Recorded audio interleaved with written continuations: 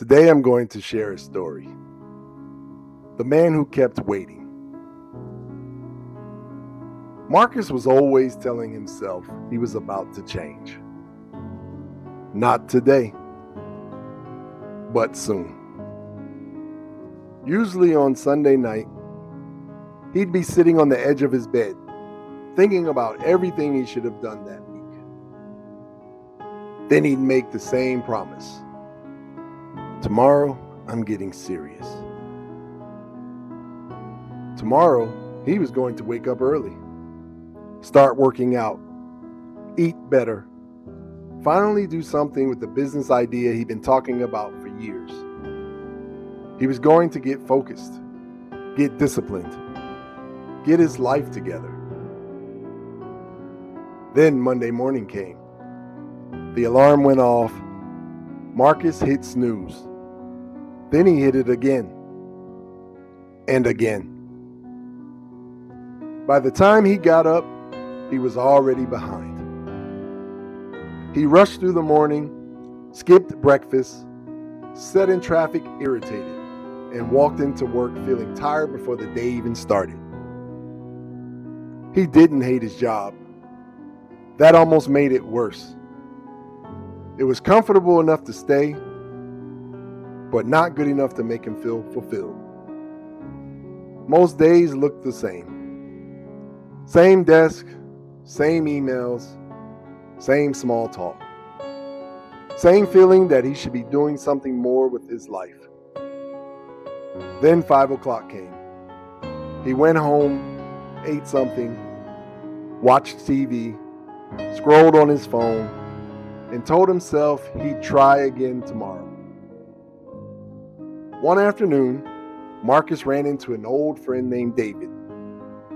They hadn't seen each other in a while, but they used to be close. Back then, they talked about all the things they were going to do.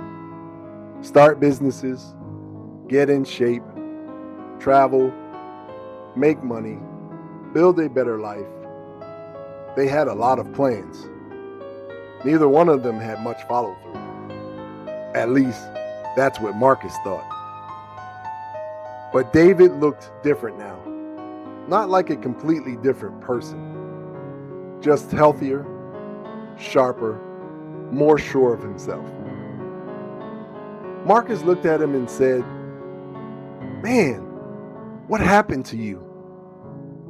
David laughed. "What do you mean?" "You know what I mean. You look good. I heard about the business too. How'd you turn everything around?" David shook his head. "I didn't turn everything around." Marcus looked confused. David said, "I just stopped trying to change everything at the same time." He told Marcus he started small. He got up 30 minutes earlier, worked out for 15 minutes, spent 20 minutes on his business at night. That was it.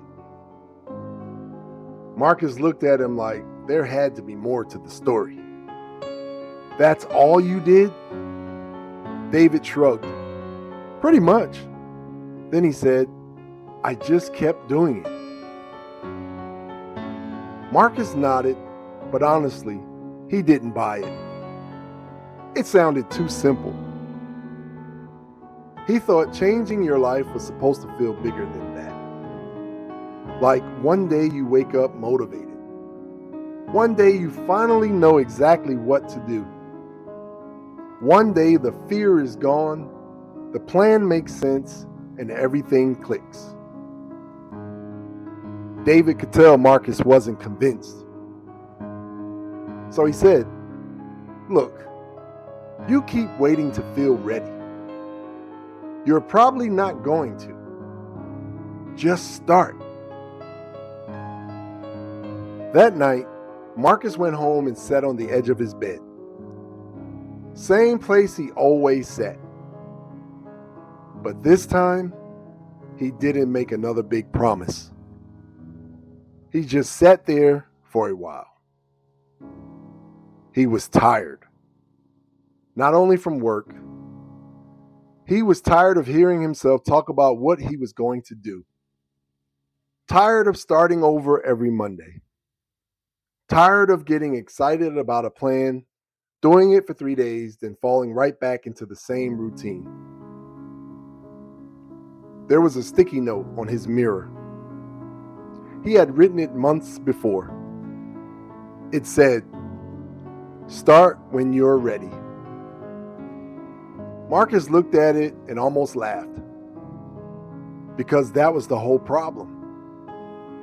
He had been waiting to feel ready for years.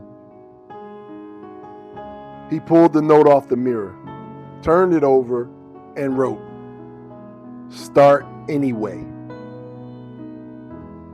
The next morning, the alarm went off at 6. Marcus opened his eyes and immediately wanted to go back to sleep. He reached for the phone. Then he stopped. He wasn't inspired. He wasn't excited. He didn't suddenly feel like a new man. He was just tired of doing the same thing.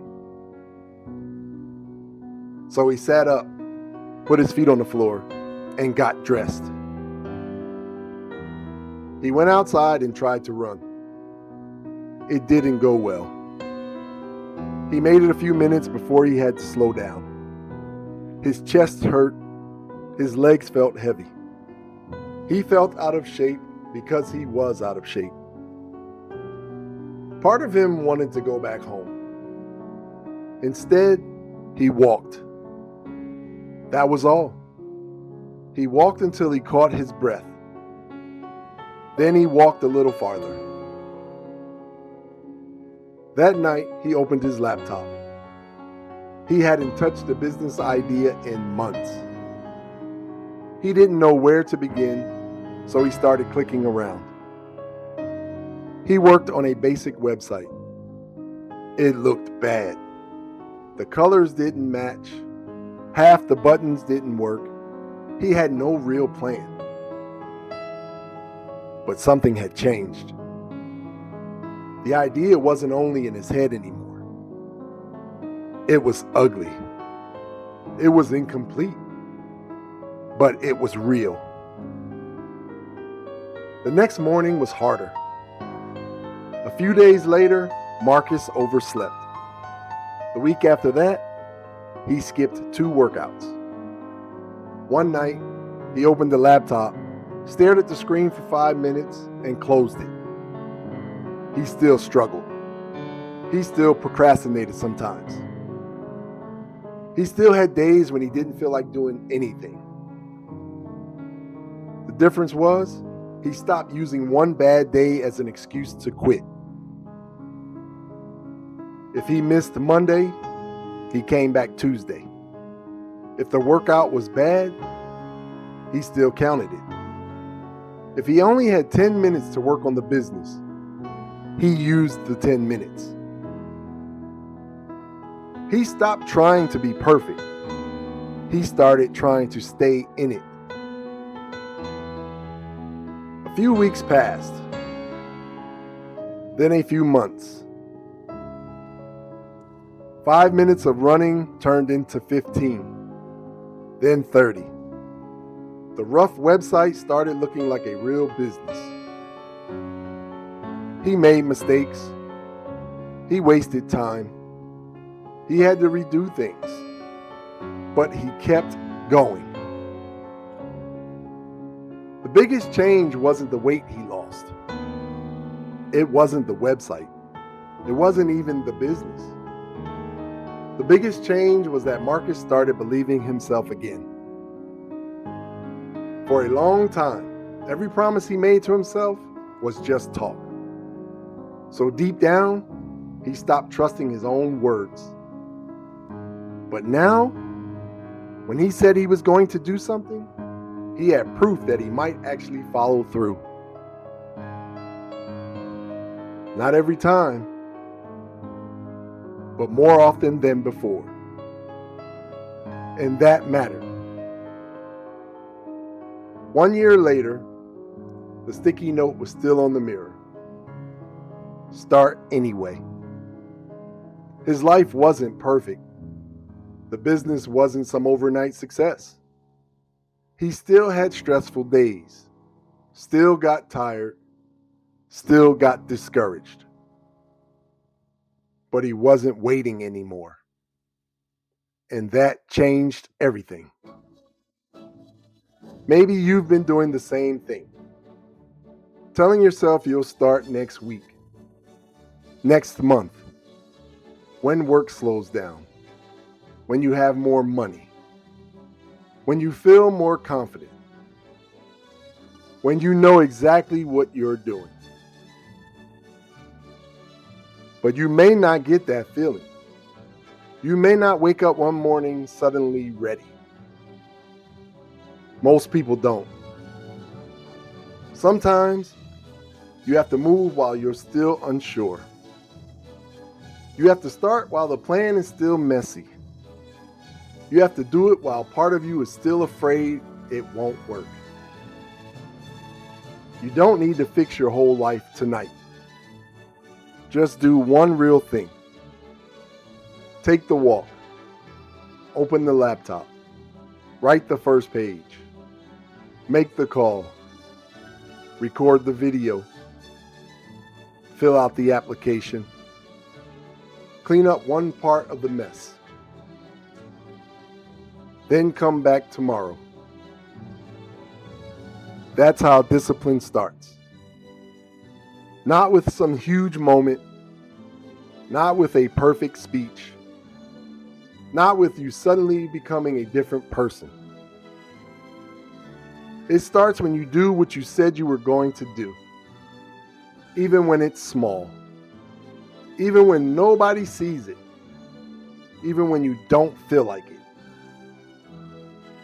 Your past may explain some things.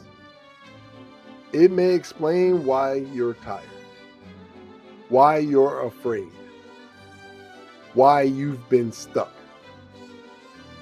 But it doesn't have to decide what you do next. Growth is uncomfortable. That part is real. But staying in the same place when you know you want more, that gets uncomfortable too. So get up, take the step, not the perfect step, the next one. I'm James, and this is the Advantix Show. If this story sounds a little too familiar, subscribe to the channel and comment "Start" below. Not because a comment changes your life, but because maybe it's time you stop saying "one day" and picked a day.